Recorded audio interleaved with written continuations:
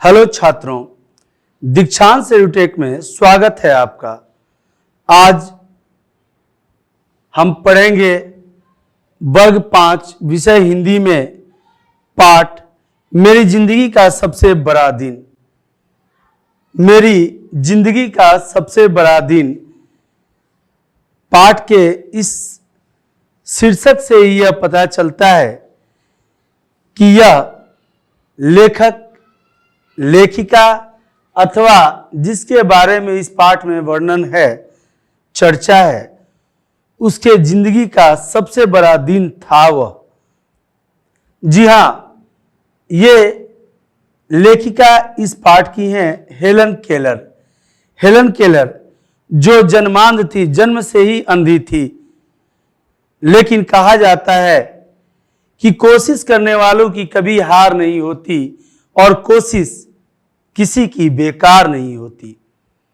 कोशिश, Helen Keller जन्मांध थी, जन्म से ही अंधी थी, उसे दिखता नहीं था, परंतु वह अपने इस कमी के कारण अपने विचारों को कभी भी सोने नहीं दी, बल्कि वह सदैव जागती रही और एक अच्छी साहित्यकार बनकर पूरे विश्व में अपना नाम रोशन किया। आज उस महान लेखिका के बारे में हम पढ़ने जा रहे हैं इस पाठ के अंतर्गत, जो बचपन में जब उसे कुछ भी पता नहीं था, उसे दिखता भी नहीं था, तब उसे एक ऐसी शिक्षिका मिली जिससे उनको पढ़ने में, समझने में सुविधा मिला। जहां चाह होता है वहां राह निसंदेह मिल ही जाता है, और यही सार्थक सिद्ध हुआ हेलन केलर के जीवन में।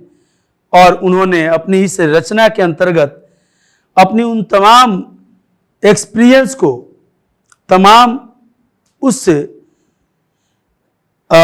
एक्सपीरियंस को शेयर किया है हमसे, जो बचपन में उन्हें महसूस हुआ था। अपने शिक्षिका के मिलने के बाद, अपने शिक्षिका से मिलना उन्होंने प्रकृति का सबसे बड़ा उपहार कहा, क्योंकि यह शिक्षक, शिक्षिका, गुरु, अध्यापक, अध्यापिका, यह ऐसे शब्द हैं जिनके लिए कबीरदास जी ने कहा था कि सब धरती कागज करूं, लेखनी करूं बन राय। पूरी धरती को अगर कागज बना दी जाए और जितने भी वन के लकड़ियां हैं, पेड़ पौधे हैं, उन सबको कलम बना दिया जाए, सब धरती कागज करूं, लेखनी करूं बन राय, गुरु गुण लिखा न जाए, और तब भी 7 समंदर मसी करूं, अर्थात 7 समुद्र महासागर जो हैं हमारे इस धरा पर, उनको मथ करके उन्हें स्याही बना दूं, तब भी गुरु गुण लिखा न जाए। गुरु का गुण नहीं लिखा जा सकता, गुरु के गुणों की व्याख्या नहीं की जा सकती, क्योंकि गुरु ही वह तत्व होते हैं जो सार को गढ़ करके वह ईश्वर तक पहुंचने का मार्ग प्रशस्त करते हैं, ईश्वर की प्राप्ति कराते हैं। इस पाठ में भी हेलन केलर ने अपने जीवन की जिंदगी की सबसे बड़ा दिन जो कहा है, वह अपने गुरु से, अपने शिक्षिका से मिलने के दिन को ही कहा है। आइए छात्रों, पढ़ा जाए आगे इस पाठ में क्या क्या हमें पढ़ना है। इस पाठ के अधिगम संप्राप्ति के अंतर्गत प्रसिद्ध अमेरिकी लेखिका हेलन केलर के जीवन से प्रेरणा लेकर, प्रेरणा प्राप्त करना, अर्थात जो प्रसिद्ध लेखिका हैं हेलन केलर, उनके जीवन से हमें प्रेरणा प्राप्त करना है। प्रेरणा कैसी प्रेरणा? तो प्रेरणा कि वह, उनके पास आंखें नहीं थी, देखने की क्षमता उनमें नहीं थी, बावजूद इसके उन्होंने पूरी दुनिया को देखा ही नहीं अपने नजरों से, बल्कि दिखाया भी अपने अनुभवों को। शारीरिक दुर्बलताओं पर, दूसरा पॉइंट है शारीरिक दुर्बलताओं पर दृढ़ इच्छा शक्ति से विजय प्राप्त करना।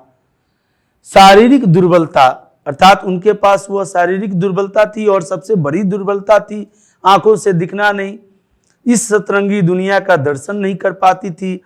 बावजूद इसके उनमें दृढ़ इच्छा शक्ति से उन्होंने विजय प्राप्त किया और विजय प्राप्त कुछ इस कदर किया कि इतिहास में स्वर्णाक्षर में अपना नाम रचना दिया, अमरत्व को प्राप्त कर ली।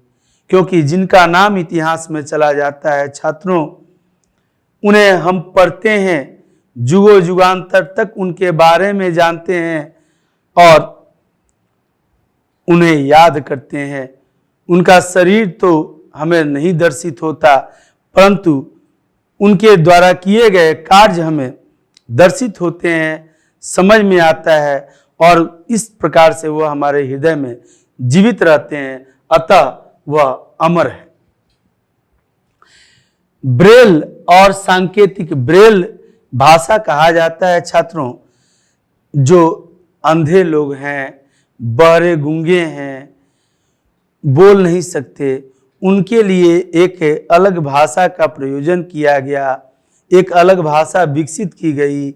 उस भाषा को ब्रेल भाषा कहते हैं, जिसको अक्षरों को वह छू छू करके उसके आकार और प्रकार से समझ जाते हैं कि लिखा क्या हुआ है।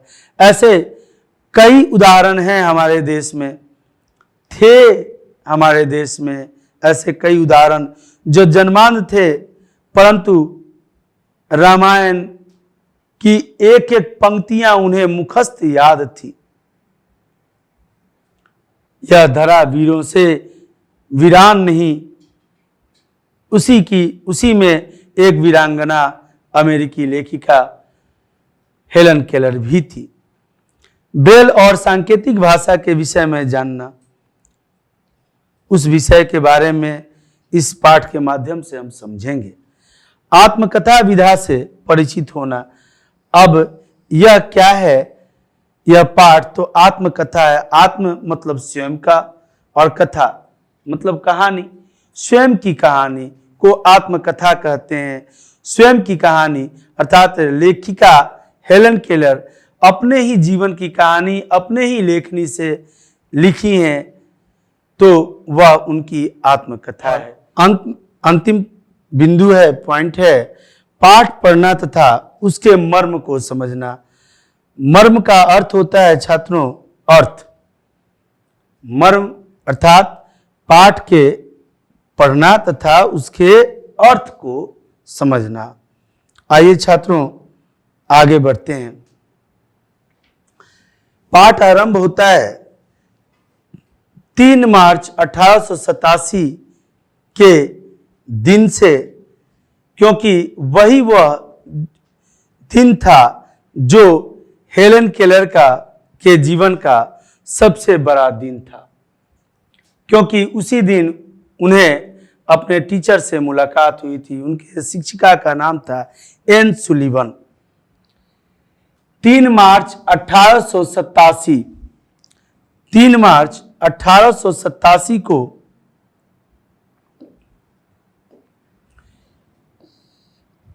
मैं 7 साल की होने वाली थी, अर्थात 3 मार्च 1887 आते ही हेलन 7 वर्ष की हो जाती। इसी दिन मेरी टीचर एन सुलिवन मेरे घर आई और वह दिन आ गया और उस दिन उनकी टीचर हेलन की टीचर एन सुलिवन उनके घर आई। उस दोपहर में अपने घर के बाहर खड़ी थी, चुपचाप। दोपहर के समय वो आई थी और उस दिन हेलन अपने घर के बाहर चुपचाप खड़ी थी। घर में हो रही हलचल से मुझे लगा आज कुछ खास होने वाला है। उन्हें दिखाई तो नहीं देता था, लेकिन घर में हलचल से उनको ऐसा महसूस हो रहा था कि आज कुछ खास है, कुछ विशेष है।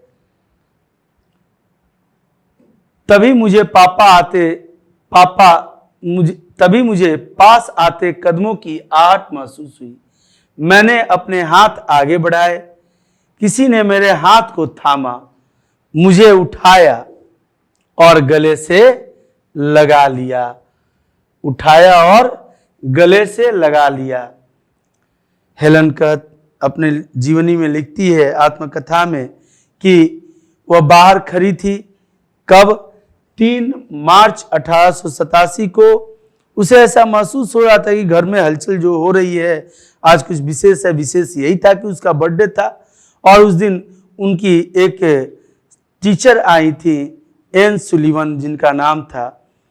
वह जब बाहर खड़ी थी दोपहर के समय में, हेलन बाहर खड़ी चुपचाप खड़ी थी, तब उनकी शिक्षिका एन सुलिवन आई और यह जब चलने को तैयार हुई वहां से, तो इनका हाथ पकड़ ली और गोद में उठाकर गले से लगा लिया।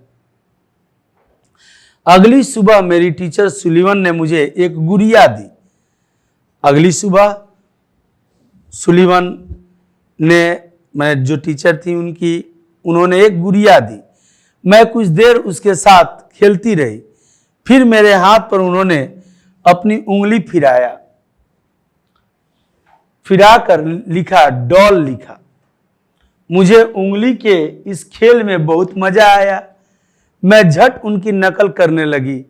जब मैं सही तरीके से उसे कर पाई तो लगभग दौड़ते हुए मैंने सीढ़ियां पार की और अपनी मां के पास पहुंची। अपनी बाह आगे कर उस पर डॉल लिखा। मुझे नहीं मालूम था कि मैंने अभी अभी जो लिखा है वह किसी शब्द के हिज्जे हैं। हिज्जे का अर्थ होता है उसका अर्थ वाले वो शब्द हैं।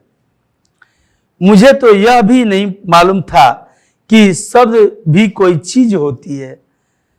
मैं तो हाथ पर एक खास तरह से बस उंगली फिरा रही थी।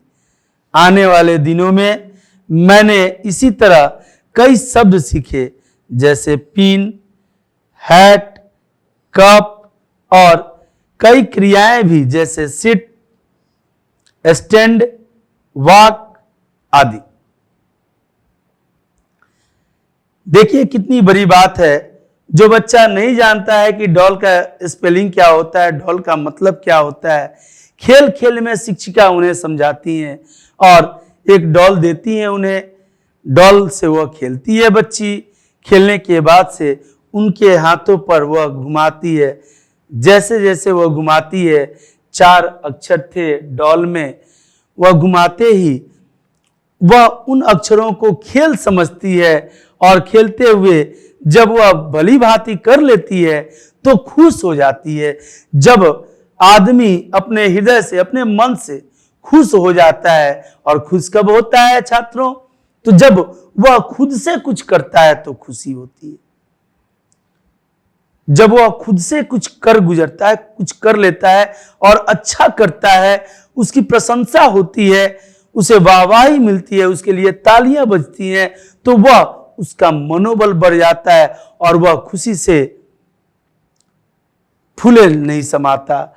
और तब हेलन भी उस समय काफी खुश हुई, और खुश होने के बाद जब बच्चे छोटे खुश होते हैं तो सबसे पहले कहां जाना चाहते हैं? जाहिर सी बात है, सबके मुंह से यही निकला कि मां, मम्मी, मदर। बिल्कुल सही बात है। अपनी मां के पास हेलन भी गई और जाकर के उनके हाथों पर लिख करके बताई।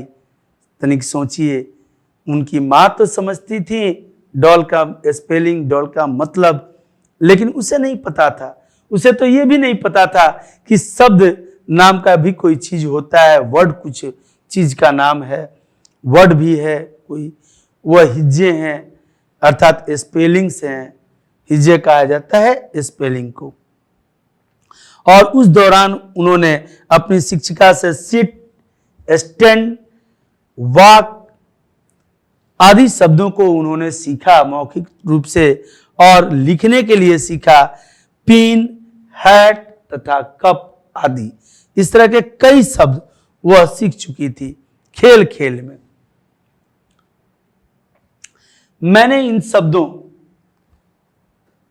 को बस लिखना सीखा। शब्दों के अर्थ भी होते हैं, यह तो मैं अपनी टीचर के साथ कई हफ्ते गुजारने के बाद ही जान पाई।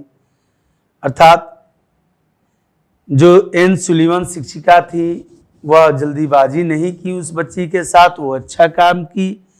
क्योंकि जल्दीबाजी अगर करती, डांटती है, तुम्हें नहीं समझ में आ रहा है, तुम पढ़ नहीं पा रही हो, तो अच्छा नहीं होता।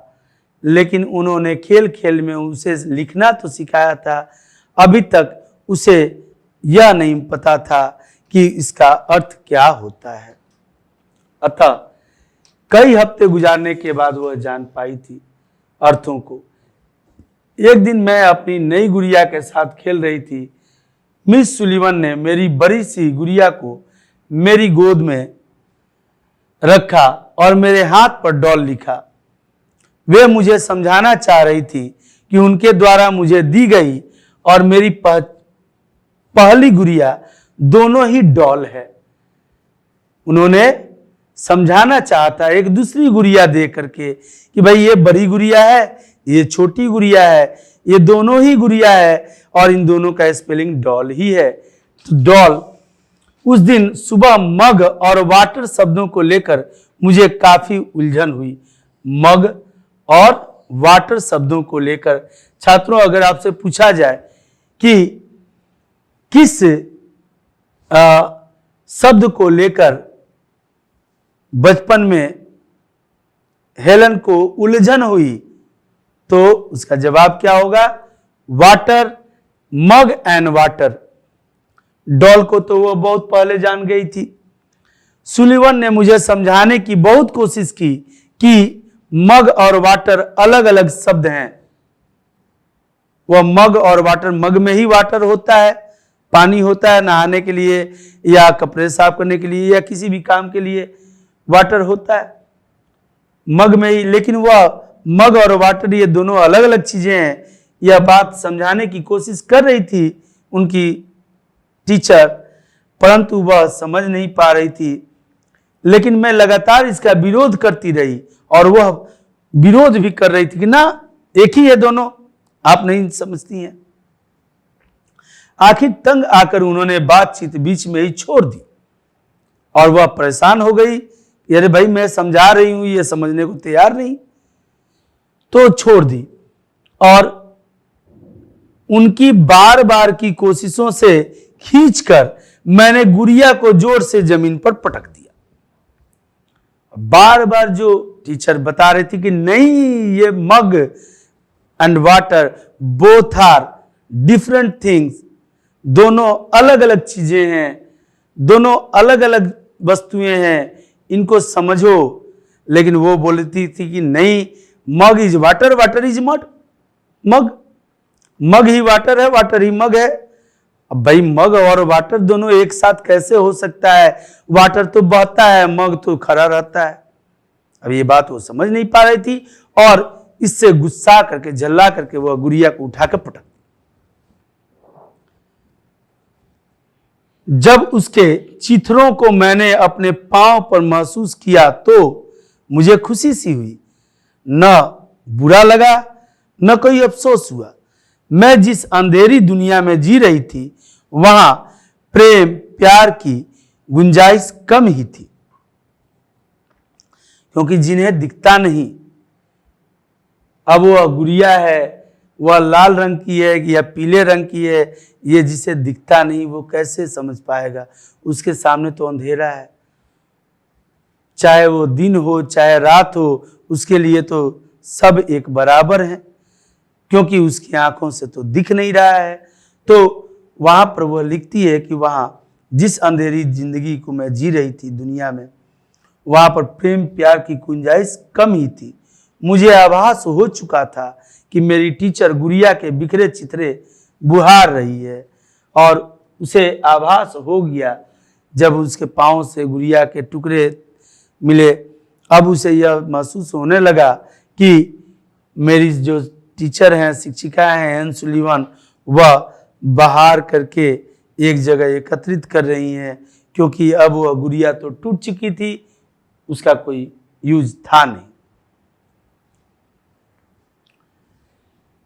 मुझे लगा कि अच्छा हुआ मुझे तकलीफ देने वाली चीज का हमेशा के लिए सफाया हो गया।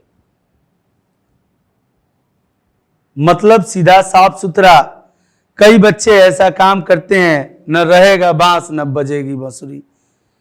यानी उस समय हेलन भी यही काम की और उसके दिमाग में यही बात चल रही थी कि अच्छा हुआ इस गुड़िया के वजह से मग वाटर वाटर मग बार बार समझा रही थी, बट तोड़ दिए, जा खत्म कहानी, न रहेगी डॉल न मग न वाटर, कुछ ना, जा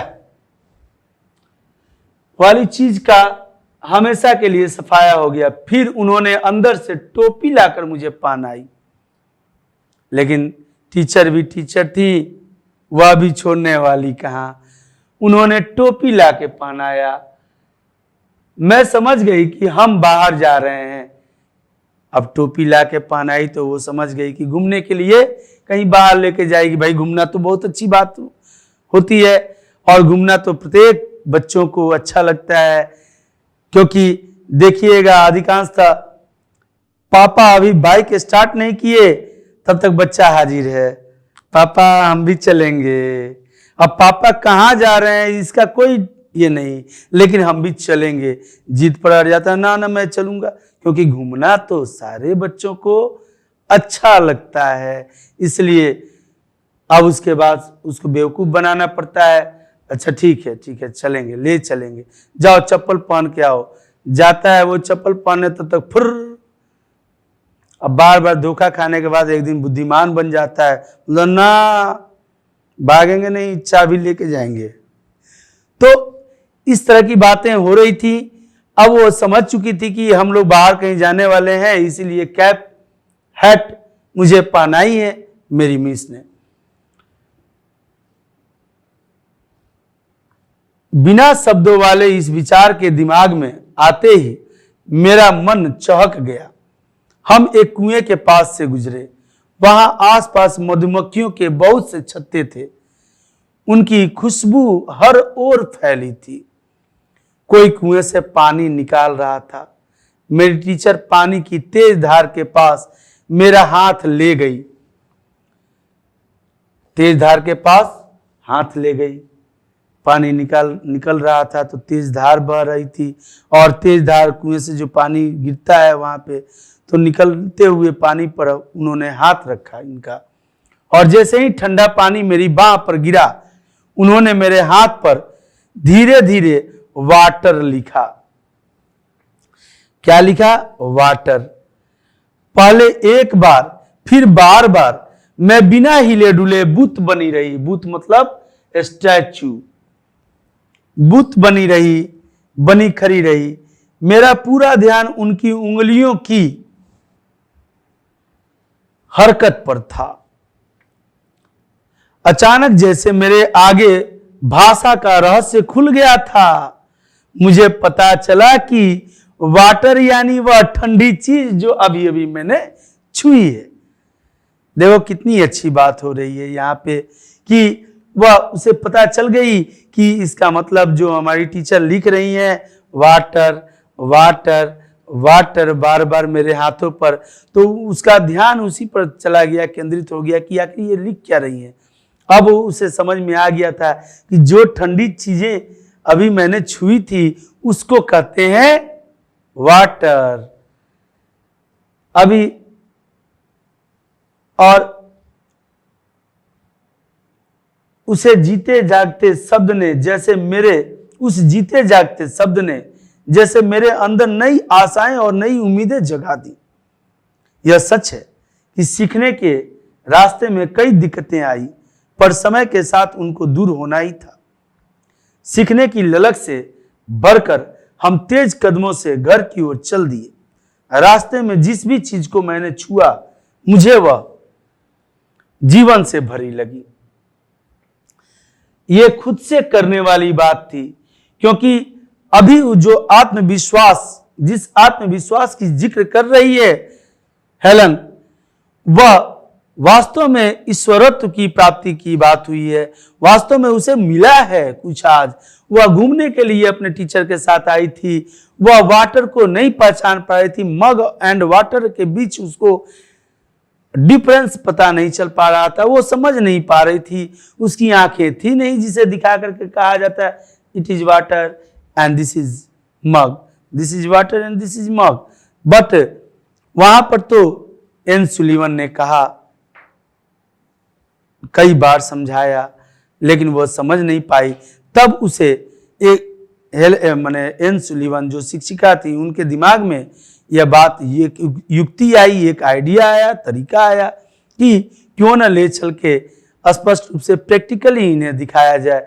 और practical knowledge is the great knowledge, ये जो कहा गया है, ये बात सार्थक सिद्ध होता है यहाँ पर कि प्रैक्टिकली जब एक अंधी लड़की को भी हम स्पर्श कराते हैं और बार बार उसके सांकेतिक भाषा का प्रयोग करके लिख करके उसके हाथों पर, जिसका स्पेलिंग उसे पहले से पता है, तो वो आसानी से उसका अर्थ भी समझ जाती है। अर्थात लिखना तो उन्हें पहले से आ गया था, लेकिन उसके अर्थ जो नहीं समझ में आ रहे थे, अब कई हफ्तों के रहने के बाद एन सुलीवन के साथ वह अब अर्थ भी समझने लगी थी। और जब उसे वाटर का अर्थ समझ में आया, तब वह जिन चीजों को भी छू रही थी उसको जीवन से भरी हुई लग रही थी, क्योंकि वह जीवन से भरी हुई थी। उसमें एक कोशिश जन्म लिया था, एक रुचि जन्म ली थी, एक आशा जन्म ली थी। घर की चौखट पर पहुंचते ही मुझे उस गुड़िया की याद आई। घर की चौखट पर पहुंचते ही मुझे उस गुड़िया की याद आई जिसे मैं टुकड़े टुकड़े कर चुकी थी। अब जब वह पहुंची और खेलने का समय हुआ, उस समय तो उसके दिमाग में क्या आया था कि चलो अच्छा हुआ वो फूट गया, न रहे न कोई असुविधा हो। बार बार एक ही बात को दोहराया जा रहा था मेरे साथ, वाटर मग, जाओ डल तोड़ दिया। गुड़िया की याद आई जिसे मैं टुकड़े टुकड़े कर चुकी थी। उन टुकड़ों को समेटकर मैंने उन्हें जोड़ने की नाकाम कोशिश की, जोड़ने की नाकाम कोशिश की। अक्सर देखिएगा छात्रों, गुस्से में तो हम काम खराब करते हैं, गुस्से में काम कभी अच्छा हो ही नहीं सकता। गुस्सा तो वह दुश्मन है जो आतंकवादी की तरह आप ही के देश अर्थात आप ही के शरीर में रहकर आप ही का सर्वनाश विनाश करते रहता है। इसलिए क्रोध, ईर्ष्या, लोभ और लालच मनुष्य के यह 4 महान शत्रु बताए गए हैं। इन शत्रुओं से कभी भी मित्रता नहीं करनी चाहिए, क्योंकि यह ऐसे हैं जो आप ही के अंदर रहकर आपको ही जलाते रहते हैं। अब उसे अफसोस हो रही होगी। मेरी आंखें आंसुओं से भर गई। पहली बार मुझे अपने किए पर अफसोस और दुख हो रहा था। अर्थात अब उन भावनाओं का भी जागरण हो रहा था हेलन में, जो मानवीय भावनाएं हैं। वह अभी तक इन भावनाओं की कद्र नहीं जानती थी, लेकिन अब जब अपने खेलने वाली गुड़िया के टूटने का दुख हुआ उसके अंदर, तो भावनाएं एक नए रूप में जागृत होने लगी। छात्रों, यही होता है, जब हम जिन चीज़ों के बारे में नहीं जानते तब तक वह हमारे लिए अनभिज्ञ अनजान बना रहता है, परंतु जैसे ही हम किन्हीं चीज़ों के बारे में जैसे ही हम जानते हैं, वह अपना सा लगने लगता है। और उस अपना सा लगने में एक अपनत्व, एक आत्मविश्वास उत्पन्न होता है जो जीवंत कर देता है हर चीज को। छात्रों, यकीन मानिए, आप अगर किसी शब्द को याद करने के लिए बार बार प्रैक्टिस कर रहे हैं, जैसे तिरुवनंतपुरम केरल की राजधानी है और विश्व में जितनी भी राजधानियों के नाम है उनमें सबसे बड़ी नाम राजधानी का है। 18 लेटर है उसमें, और उस 18 लेटर में 26 लेटर कुल अल्फाबेट्स A to Z, जिसमें 18 लेटर अकेले तिरुवनंतपुरम। अगर याद नहीं हो रहा है किसी छात्र को, और तब उसे उंगलियों पर गिन करके THIRU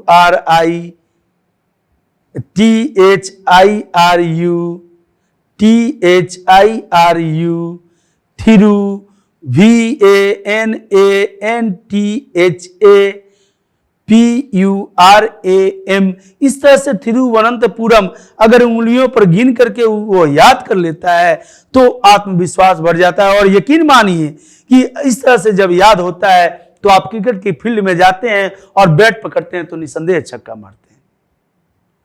एक आत्मविश्वास, और ये आत्मविश्वास का होना बहुत ही जरूरी होता है। वो आत्मविश्वास हेलन को मिल चुका था। और इसके साथ ही यह कहानी समाप्त होती है। लास्ट में वह अपने इस कहानी के अंत में लिखती है, साभार स्टोरी ऑफ माई लाइफ। ये स्टोरी ऑफ माई लाइफ जो है, यही किताब है इनके जीवनी का। हेलन केलर ने अपनी लाइफ स्टोरी, जीवन की कहानी स्टोरी ऑफ माई लाइफ में लिखा है, जिसकी यह खुद ही रचयिता है, लेखिका है। छात्रों, इस कहानी से आपके अंदर आत्मविश्वास जागृत हुआ होगा। पहले से भी आप में आत्मविश्वास भरा हुआ है। आप तो बहुत ही अच्छे छात्र हैं, आप देश के भविष्य हैं। आपके कंधे पर देश का भविष्य आएगा कल। आप अभी सफलता को प्राप्त कर रहे हैं, आप अभी अग्रसर हैं, आगे बढ़ रहे हैं हर क्षेत्र में। अतः आप सदैव अपने मनोबल को बढ़ाए रखें, कभी भी घबराएं नहीं, चाहे जितनी भी विकट समस्याएं आए।